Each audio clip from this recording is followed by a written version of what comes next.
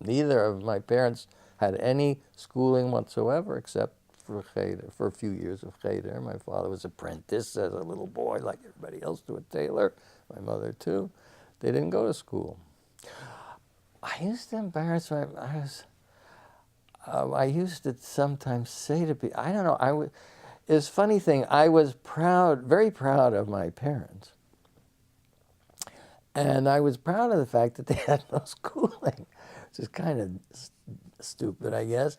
But I was because despite that, they were very intelligent and cultivated even.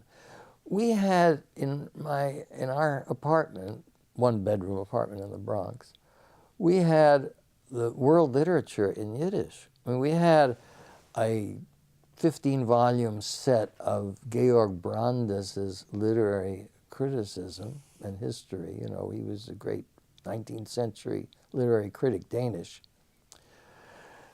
We had, of course, a full set of Guy de Maupassant in Yiddish. We had, of course, Das Kapital. We had The Origin of Species. We had all of Jack London. All those things in Yiddish. My parents were great readers. They had read Tolstoy. They had read great Russian literature. They had read all those books.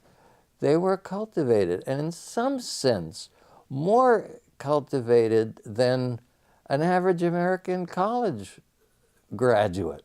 Really. I mean, what college graduate has read any of those things?